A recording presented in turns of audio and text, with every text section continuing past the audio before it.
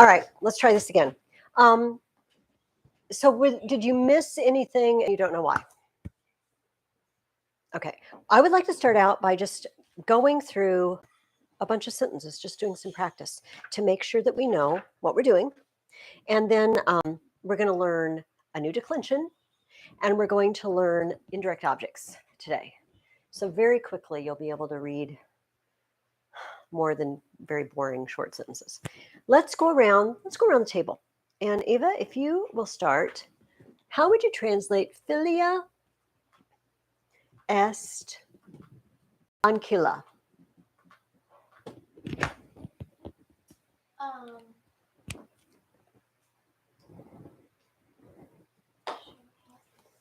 This also is a good vocabulary review. You find out if you need to work on your words a little bit. Is it ancilla giving you a problem? Yeah, it's like right here. But... Would either of you like to help her out? Mm-hmm. Okay.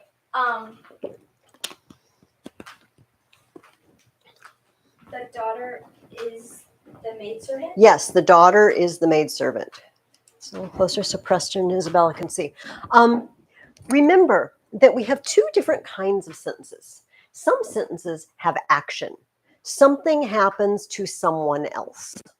And those are the sentences that we say have a transitive verb, carries the action across. Some sentences don't have any action whatsoever. They just state that something is. And this is one of those, isn't it?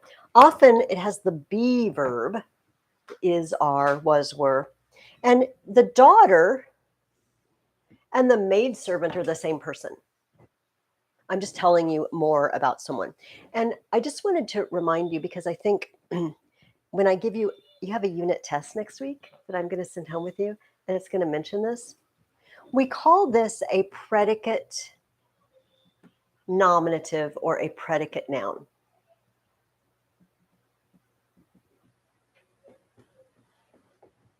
It's in the predicate, the part of a sentence that includes the verb and after the verb, but it tells you what the subject is. All right. So this is a good predicate nominative or predicate noun one. John, how about feminae sunt agricolae?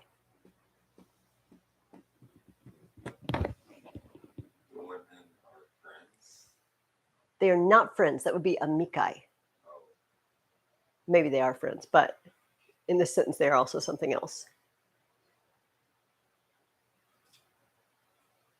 Agricolae. Farmers. Right. The women are farmers. Right. And this is another one of those predicate nominative ones. Nothing really happens in this sentence except to tell us who these women are. Good. Luke, you get the next one. This is not one of the predicate nominative ones. Nauta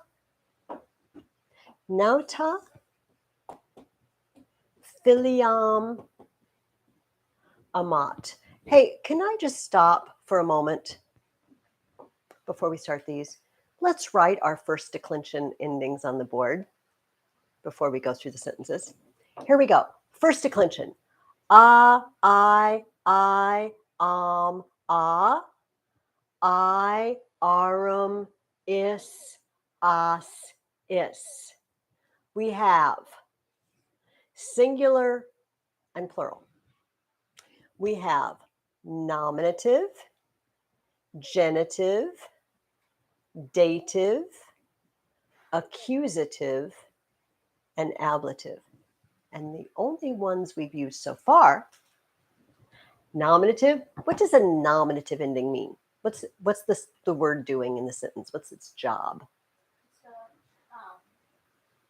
Subject. It's subject. And accusative, if it has an accusative ending, what's it doing? It's being a direct object. Okay. So let's keep that in mind. You know what? Down here, we're also going to write our verb endings just because we can. Present tense. OST mus tis nt. I, you, he, she, it, we, y'all, they. Present tense.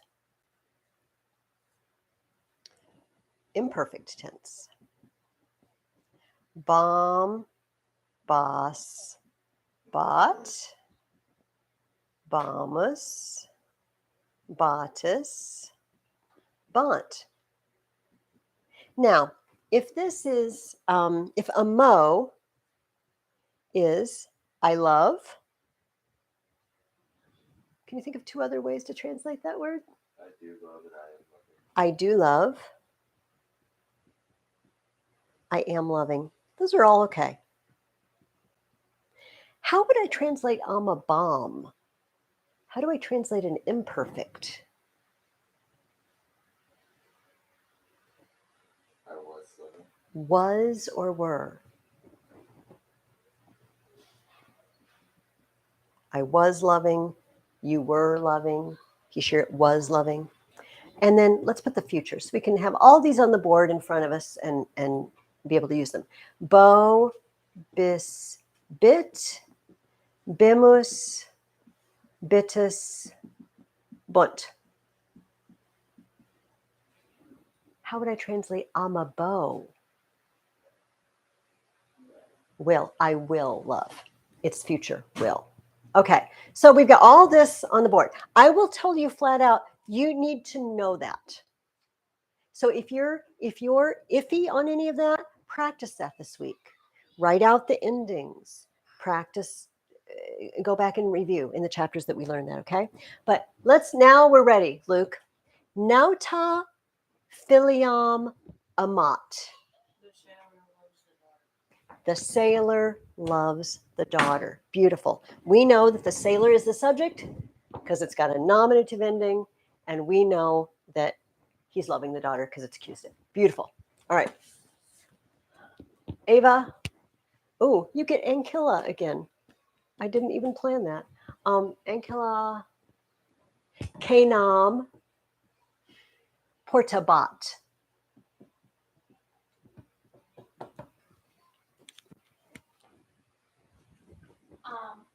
The maidservant was carrying a dinner. Perfect. John. Amici. Stellas. Spectabunt.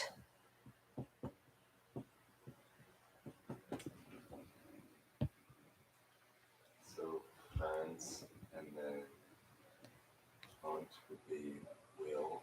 So we'll look at, and I cannot remember the word. Yeah, stellar constellation. How many stars are they going to look at? Looks like plural. Plural. The So friends. Go ahead, do it. friends, will The friends will look at the stars. Let's do one more. Luke gets one more. Agricola. Teram. Arat.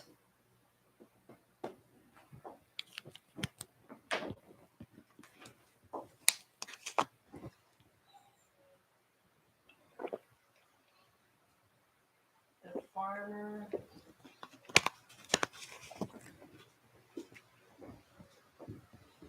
plows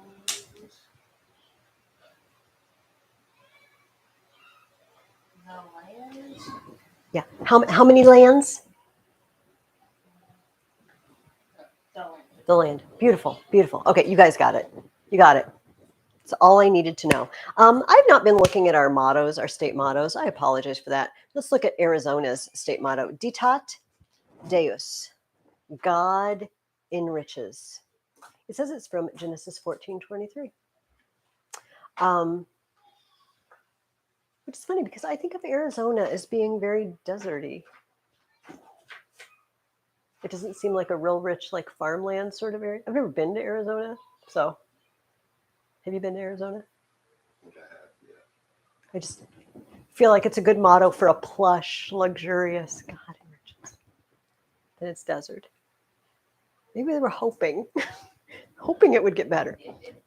I'm sure they do a lot of irrigation. Anyway, we are going to learn two main things today. The first thing we're going to learn is a new declension. Remember that a declension is simply a group of nouns that all use the same endings. And to figure out what declension a noun is in, when we go to the a dictionary or the vocabulary list, they will tell us the nominative and the genitive. Sometimes they do it like this and they just put the genitive ending. And it's that genitive ending that tells us what declension a noun is in. If you see a noun and it has this genitive ending, it is first declension, and it will use these endings. But Latin has 5 groups of nouns. They have 5 declensions. And unfortunately, each declension uses different endings. What? I know. And then some declensions have more than one group, that they're all the same declension. So today we're going to see what second declension looks like. I'm going to put it over here next to our first declension. And these are on page 33, or, the code 32. You would just know the code for you in your book. Here are the second declension endings. Us, e, o, o, e, orum, is, os, is. Now, these, let me go back to first declension. What gender are almost all these first declension nouns? Feminine. They're almost all feminine, except for man jobs, right? Sailor, poet, farmer. There's one more that you learned. Settler, thank you. All of these are masculine. All of these are masculine. But as I told you, unfortunately, second declension has two groups of endings. We're doing them all in 1 week. Yes, we are, John. And if you flip the page to the next page, you will see a second group of endings. And they look like this. E, o, o.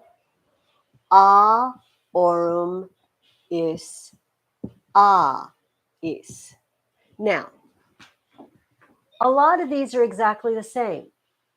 Which ones are different? Which ones are not the same? Okay, this one is different. Okay, and there's only one more. Singular? Well, not the genitive singular, the nominative singular, right? Okay. Right? But I'm glad you mentioned that, Ava, because look at the genitive. It's the same. Let's find a word that you're learning this week so I don't just use a random word. Equus. Equus means horse. And here is how it is written in your list. Equus equi, or it could be written like this. This is the genitive ending that shouts to you second declension. These are both second declension.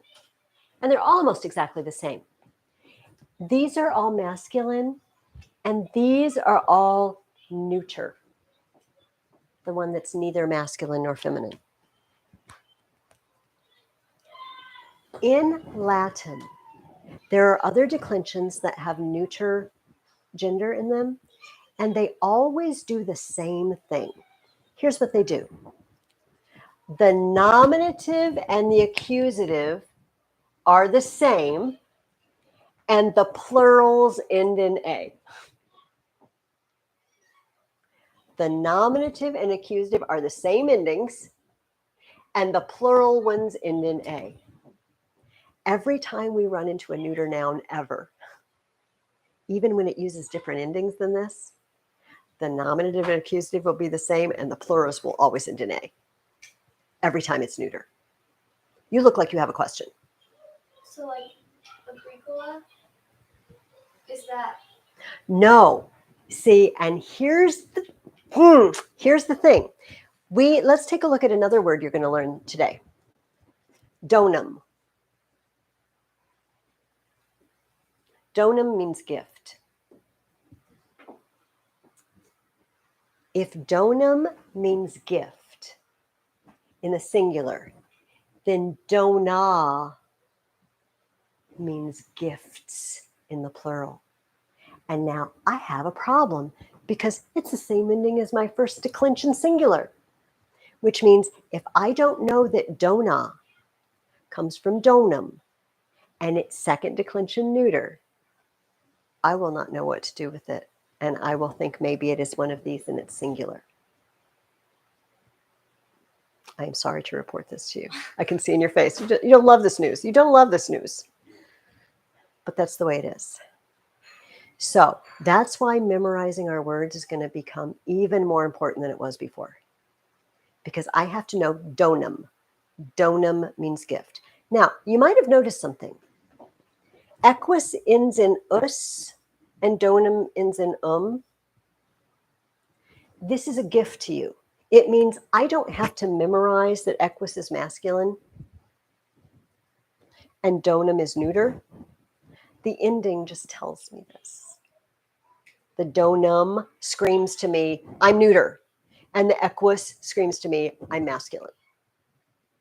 So that's a little shortcut. And they do all work that way.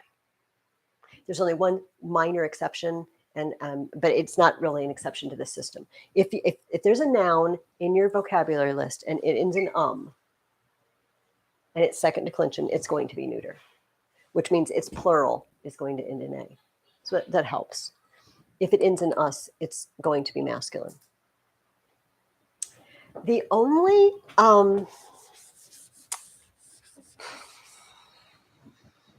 problem with this system is if you will flip back to page 33, you will see something weird on that chart at the top of the page. It says nominative us/are. What's up with that?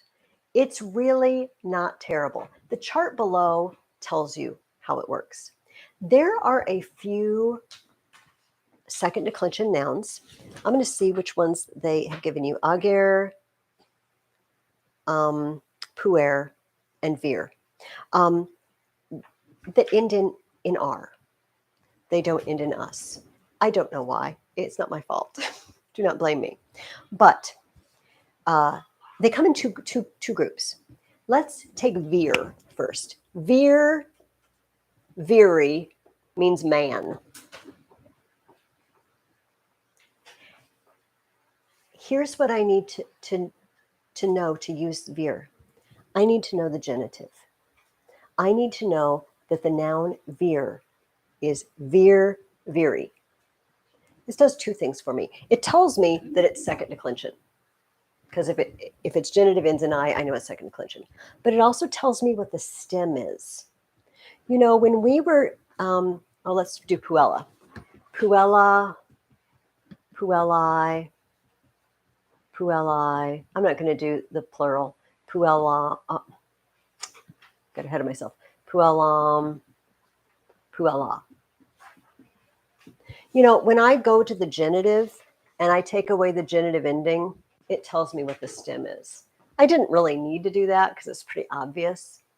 Well, all Latin nouns work that way. If I go to the genitive, it tells me what the stem is. This tells me, oh, I have the word vir, and I just add the endings. Viro, virum, viro, viri, virorum, viris, viros, viris. Good, golden.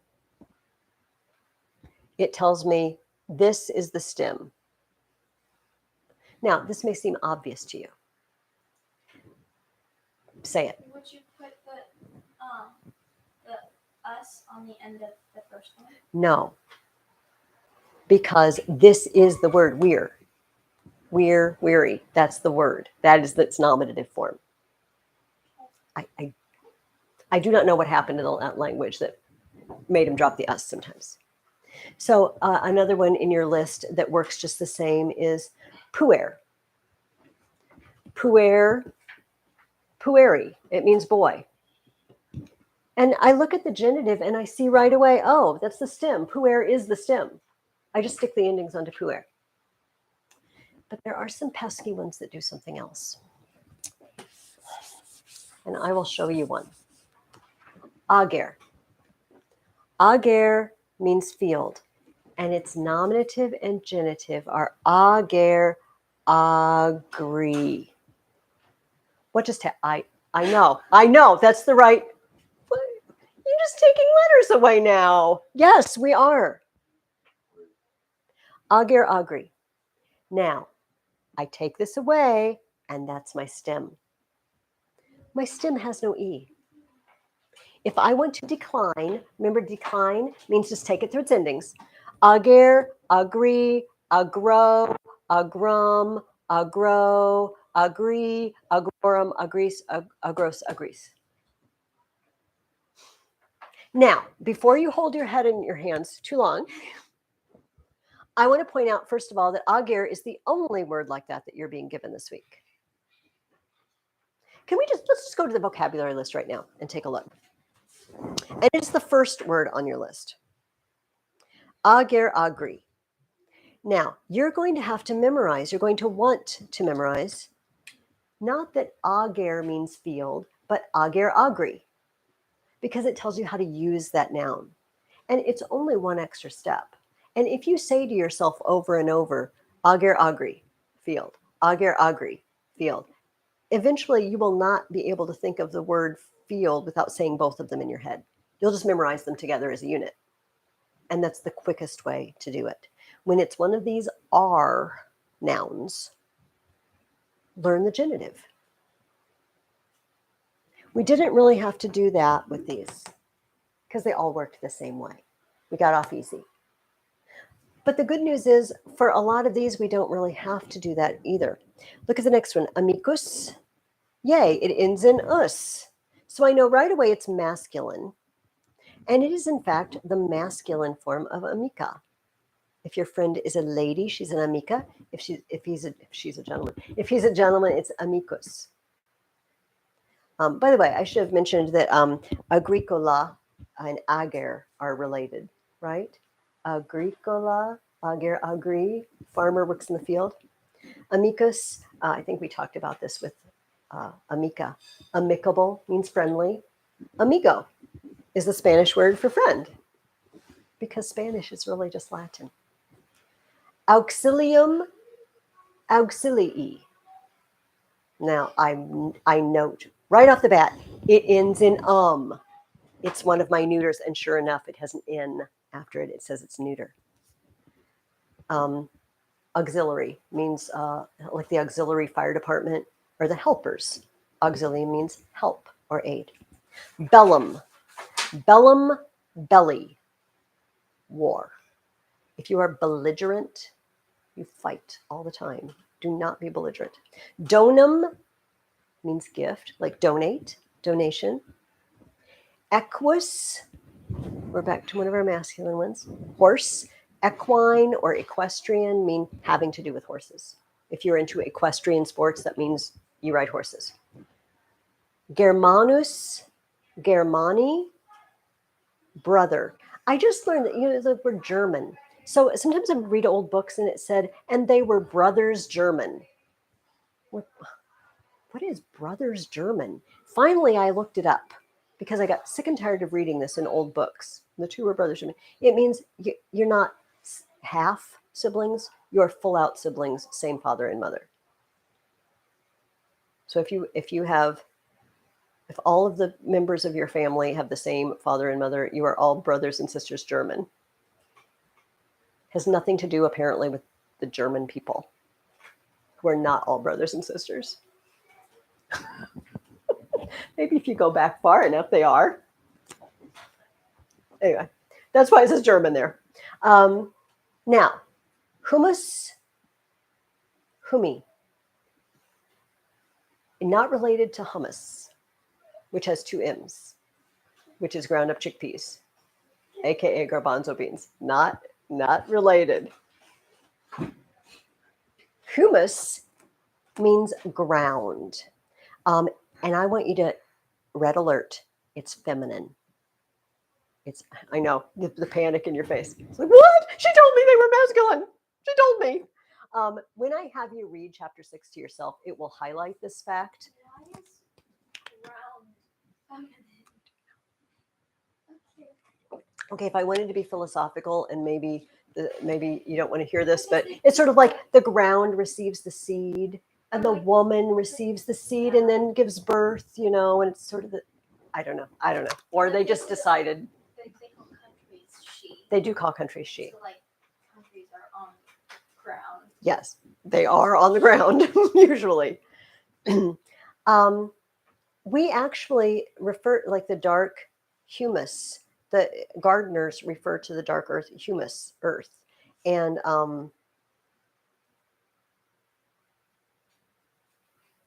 humble comes from that.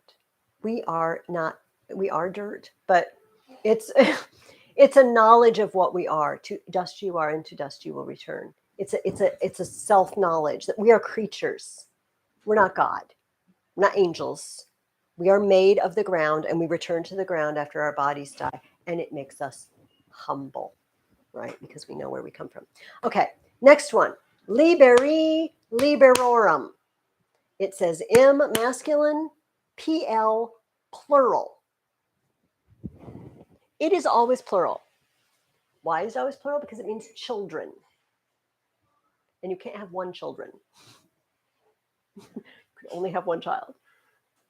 I don't know if they're insinuating that children can only come in a pack. They never come. We have boy and girl if we have a single child. But if they are a group, they are plural because groups are plural. This particular word only occurs as children, and it always plural. So that's why it has those endings, the plural endings. Liberi, liberorum. You have another question. Why Go for it. It's why does it sounds like book? It does. They are, because liber is the word for book. It is also the word for free. It's all the same word, which will annoy you very much when we learn the other words, but they are not related. I suppose we have English words that sound very much alike, but we have sometimes English words that are the exact same word, but we use them in different ways. I'm struggling to think of one that's.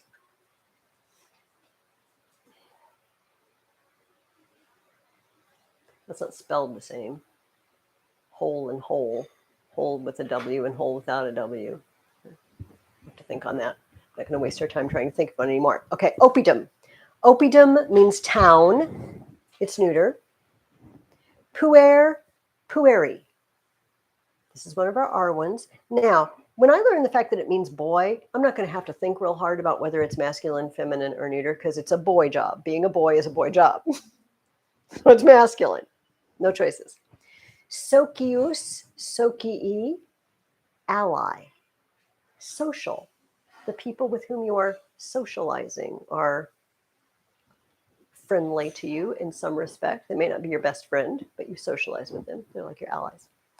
And weary, man.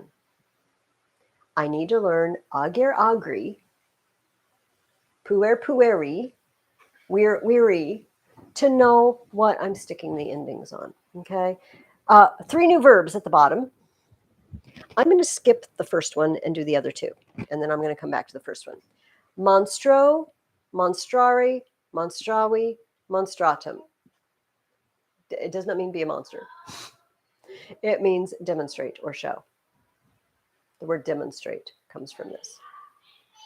And naro, narare, narawi, naratum means tell, like narrate. The narrator of a story tells you the background of the story. And notice they're both first conjugation. They're both they have the same principal parts as every other verb you've learned. This is why I kept the first one for last. Do. Do means give, but look at its principal parts. Do, dari, dedi, datum. Yeah, you just have to learn that. Do, dari, dedi, datum.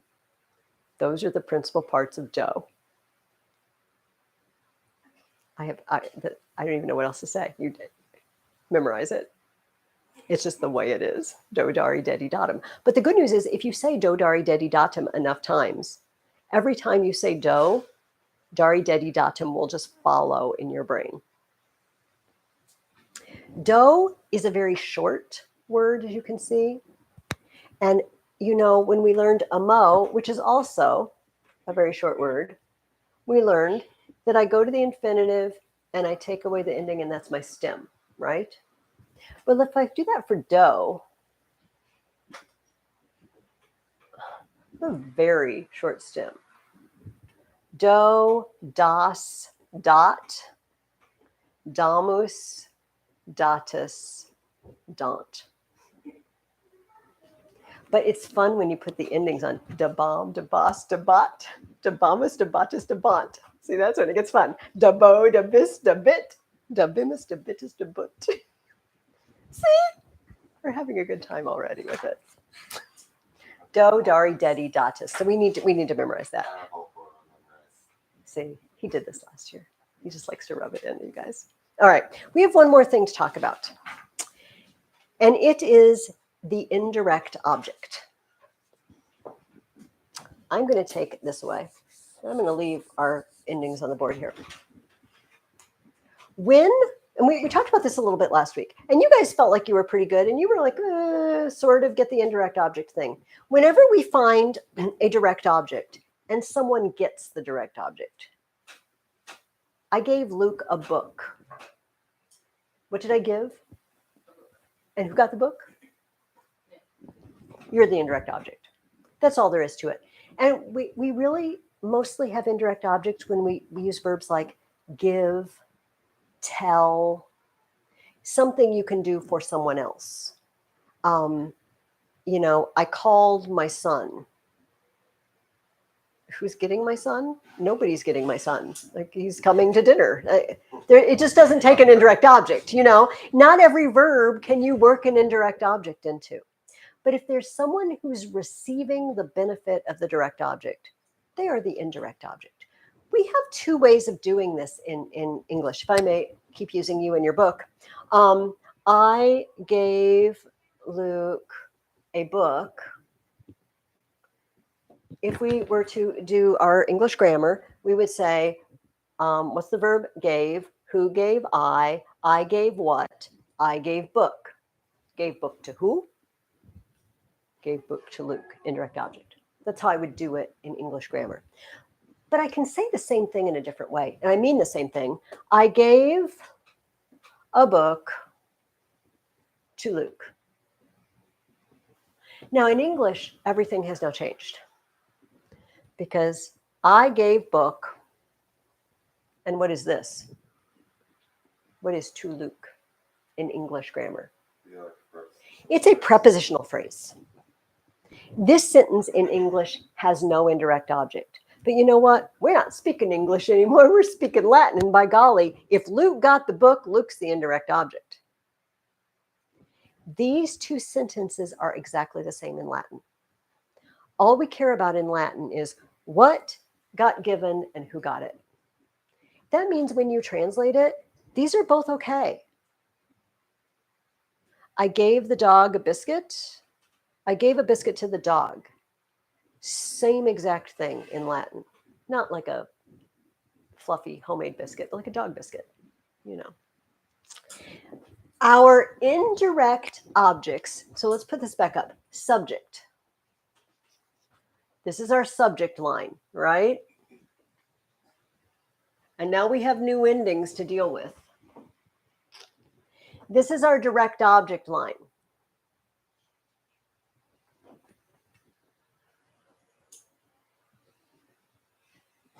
This is just looking like a mess now, all right? And this is our indirect object line. Our indirect object is the dative. Wow. That just gives me a headache almost just looking at it. So let's do some examples. I think I used some of the words we've already used. So poeta, rosam, puelli, dot. Remember, dot is our new verb. He, she, or it gives. So who's doing the giving? Who's our subject? Willa. No. The poet. See, and why can puelli not be the subject? This is a really good thing to ask. Because it's only one, and it's Yes, that's exactly it. Puelli is a they, but our verb is a he, she, or it. So you see how much, if you look at your verb right away, like, oh, I'm looking for a singular subject, or I'm looking for a plural subject. So poeta is the only thing that can be the subject. The poet gives. What does he give? Rose. Let's look. Direct object ending. Who got the rose? The girl. And it's this ending right here. why And do I- they have to be the same? You have just now asked the question that every Latin student ever, maybe little Roman children, were saying, why do they have to be the same? Would you like to know the little poem? This is a good time for the poem. This was written in my Latin book in high school. Latin is a dead language. It died across the sea. It killed off all the Romans, and now it's killing me. That's pretty good. It's not a dead language, though. It's a living. It's an immortal. It's an immortal language. It's not dead because we're still speaking it. Okay. Wow. I told my cousin I was learning Latin, and she goes, "Why? It's a dead language." No, it is more alive. It's alive, but it's fixed. And so we can study it. You know, English is changing still. We're using it. But when you have something that is incorporated in so much of our vocabulary, but it's fixed, we can study it. It will stand still. It's like trying to study a living animal. It won't stand still for you. Latin stands still for us, so we can examine it. Anyway. I'm studying the concrete wall. You will not deter me. Okay. Nauta fabulam feminae narat. And since this is one of your new words, I will remind you, naro means tell. Tell. So who is telling? Well, I had to guess. You don't need to guess. You know. Yeah. You know in Latin, there is no guess. There is only no, to paraphrase Yoda. Who is the subject? I'd have to probably go with, has to be sailor, right? It has to be sailor because our subject has to be a he, she, or it, and it has to be singular. And this is the only thing with a singular nominative ending. The sailor tells. What does he tell? A story. A story. As our direct object. Who heard the story? Who was the story for? The woman. The woman. The woman. If it was for the women, we could do that. All right, let's do one more. All right, agricola. Okay, this isn't fair because I put some of your new words in. Auxilium, amico, dot. All right, just remember, do means give. So dot is he, she, or it gives. Who's giving?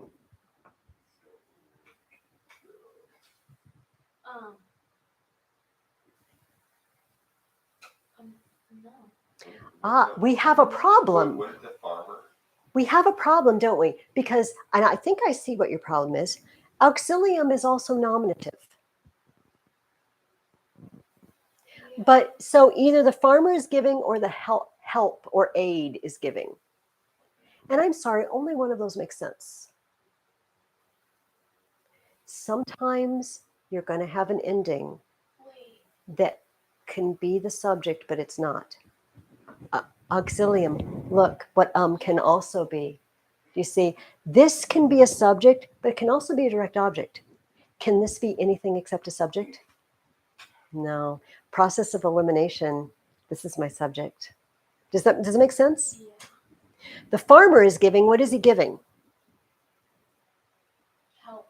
He's giving help. Who gets the help? Right. To his friend.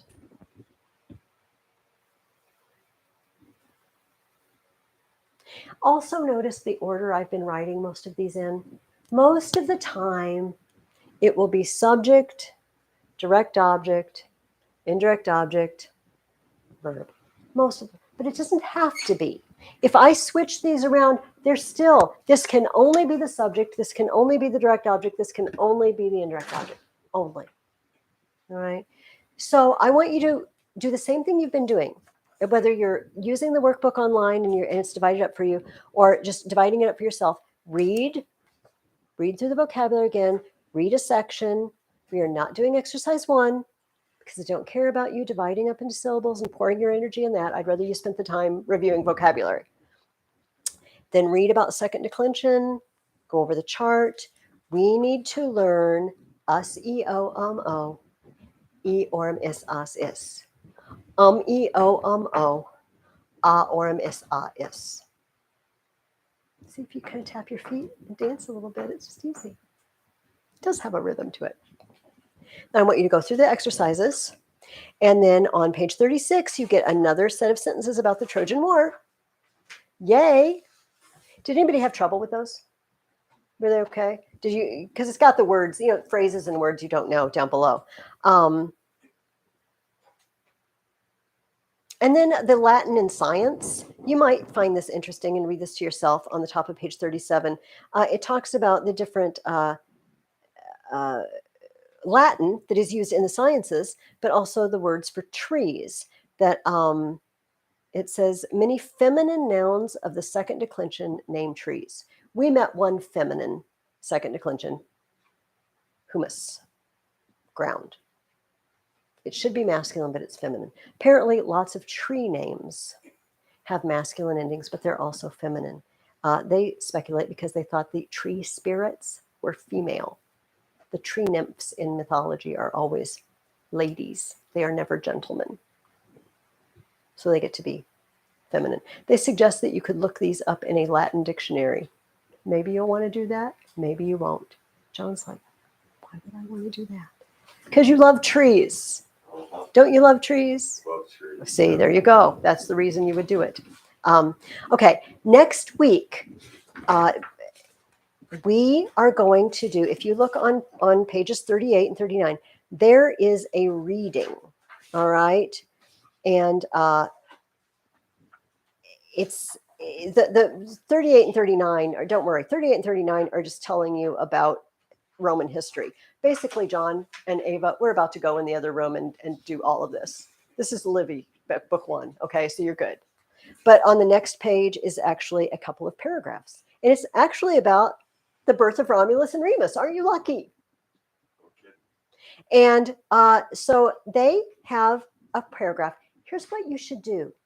Get a notebook like Luke and translate it, write it out. Don't just translate it in your head. Wait, This is we're- page 40. We're translating all this? No, it's in English. Oh, all right. Oh, Page 40. oh. See those? Okay. Sheesh. Calm down. Write it out, because on page 41, they ask you questions about it. Okay. They ask you sometimes questions about the story, but some of them are, what case is this word? Is it singular or plural? Why is it this case? What is it being used for? Okay. This will get you ready, because next week we're going to just do review.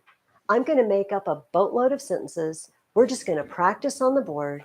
And then I'm going to send you home to do the reading, and I'm going to print out a Unit 1 quiz for you. And you're going to take it home and do it closed book. If you have a key at home, you can correct it at home. I'd like you to bring them back to me no matter what, because I'd like to know. They know this, they don't know this, I need to explain this better, okay? And then so bring them back to me. And we'll be done with Unit 1 already. But this is a lot to memorize this week. But then the next week, there's no new words. There's no new endings. So you're going to spend some of that week just reviewing. But if you memorize it really well now, you don't have to work so hard reviewing. His eyes are really big. I can't believe it. No, you will. You're better than you know. You're better than you think. Okay, you guys may go, and we're going to hope that my microphone recorded.